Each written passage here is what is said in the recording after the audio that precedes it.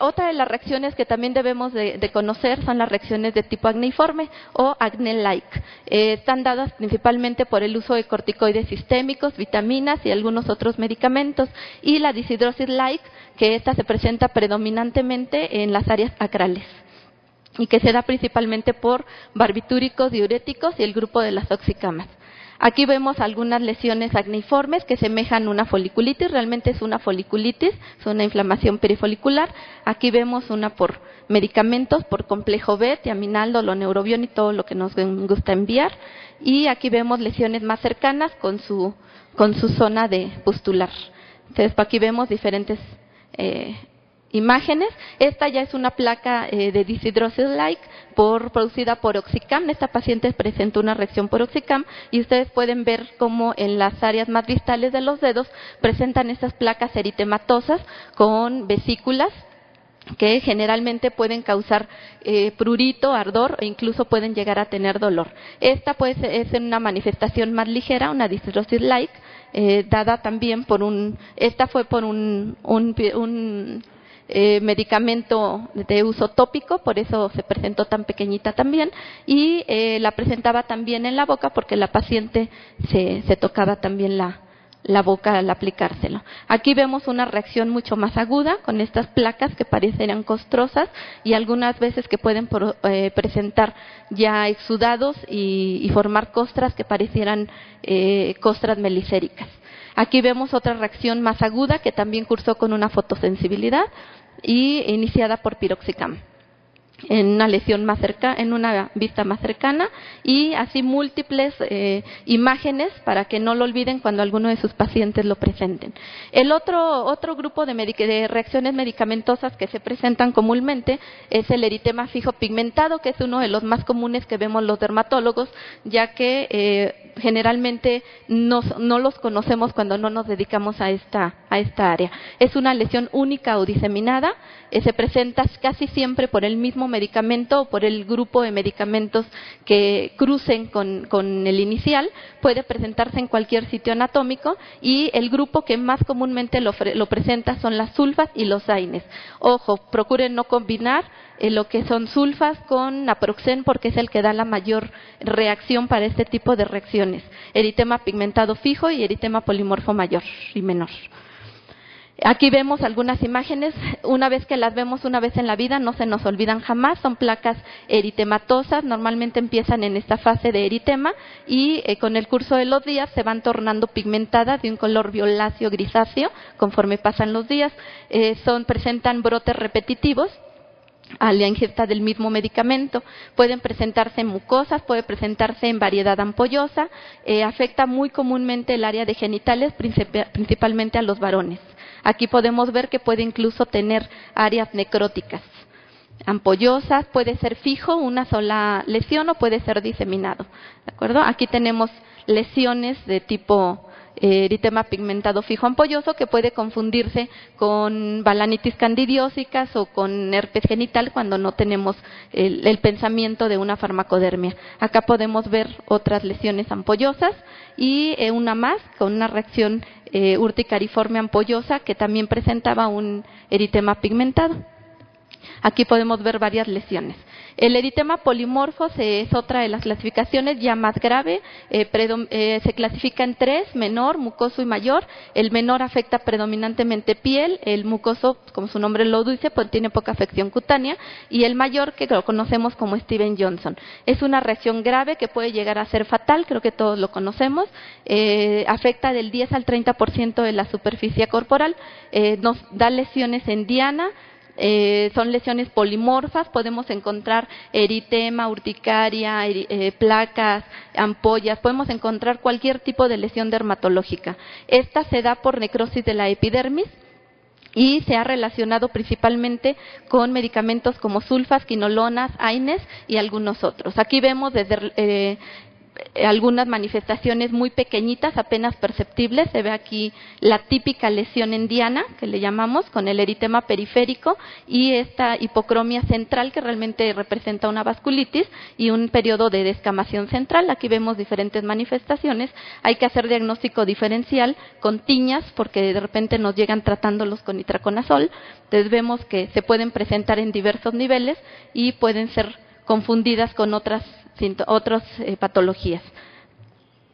Para que se lleven una buena imagen clínica, podemos ver también que afecta palmas, mucosas, palmas y plantas, y las vamos a ver más o menos en esta morfología. Aquí vemos lesiones más características, un poquito más de tipo vasculítico, y vamos a hablar ya de lo que es directamente el Stevens-Johnson, que aquí, bueno, ustedes como internistas tienen mucho más experiencia directamente que nosotros. Saben que es una dermatosis grave, que se afecta más del 30% de la superficie corporal y que presenta un mal estado general. Aquí solo para recordar algunas imágenes de Stevens-Johnson. Y por último, necrolisis epidérmica tóxica, que es el grado más grave de las farmacodermias. Tenemos Nikolsky positivo y signo del lienzo mojado. Se desprende la epidermis por una necrosis total. Puede causar una mortalidad entre el 20 y el 40%, y aquí vemos algunas imágenes solo para recordarla. Tenemos que tener en cuenta algunas otras reacciones farmacológicas, como es la púrpura, la vasculitis, el prurito, la fotosensibilidad y muchas otras. Vamos a ir viendo algunas imágenes de estas vasculitis. Esta se presentó por metotrexate, por una paciente con artritis reumatoide, y vasculitis por de diversos niveles, incluso con hemorragias. Aquí podemos ver vasculitis ampollosas, vasculitis leves, fotosensibilidad, lesiones hiperpigmentadas, lesiones por drogas antineoplásicas con lesión pigmentaria y ungueal, alopecias, eritrodermias, fotosensibilidades. Bueno, esto para concluir ya lo que es el grupo de dermatosis medicamentosas, que nunca debemos de olvidar, porque es una de las principales complicaciones en el paciente que ven los médicos internistas. Hablando rápidamente, 2 minutos para enfermedades ampollosas. Recordemos la dermatitis herpetiforme, que se presenta como placas eritematosus papulovesículas, dolor y prurito, que esa es su característica. Es crónica y persistente y afecta principalmente zonas de extensión. Aquí vemos una paciente con dermatitis herpetiforme, con sus lesiones perianales, lesiones en varias zonas, y que puede confundirse incluso en algunas ocasiones con alguna toxicodermia o con alguna otra patología si no la tenemos bien identificada. Aquí vemos estas lesiones que son características, eritema con pápula central, que se pueden confundir incluso con un eritema polimorfo. Recordemos el herpes gestacional, que si bien el internista no ve embarazadas como tal, siempre es importante. Siempre el internista nos saca de problemas a todos los demás médicos. El herpes gestacional es una enfermedad autoinmune, se presenta principalmente entre el segundo y el tercer trimestre de la gestación y puede causar la muerte materno-fetal. Aquí vemos a una paciente con las lesiones típicas de dermatitis herpetiforme. Aquí vemos un acercamiento. El nombre no tiene nada que ver con el herpes, se parecen las lesiones al herpes y por eso se llama de esta manera. Aquí vemos lesiones cercanas. Recordemos el pemfigoide, que es una enfermedad autoinmune del paciente anciano, generalmente mayor de 60 años, no afecta mucosas, se da por brotes, es crónico, tiene Nikolsky negativo para hacer el diagnóstico diferencial con pénfigo y se caracteriza por ampollas tensas, grandes, que pueden tener erosiones hemorrágicas y costrosas. El diagnóstico, pues ustedes son más expertos que nosotras en estas cosas de estudiar a los pacientes. Aquí vemos algunas lesiones ampollosas tensas, la que le comentaba. Y ya por último toquemos lo que es los pénfigos, que igual son ustedes los que se dedican a tratar estos problemas, más que muchas veces los médicos dermatólogos, que solamente somos un apoyo. Los pénfigos se clasifican en 2, superficiales y profundos. Ahorita vamos a tocar lo que es el pénfigo vulgar, que es el principal. Es una enfermedad grave, crónica, con alteración de las proteínas estructurales por reacción autoinmune, que forma una ampolla intraepidérmica por anticuerpos contra desmosomas. La etapa de la vida en la que se presenta es entre los 40 y los 60 años.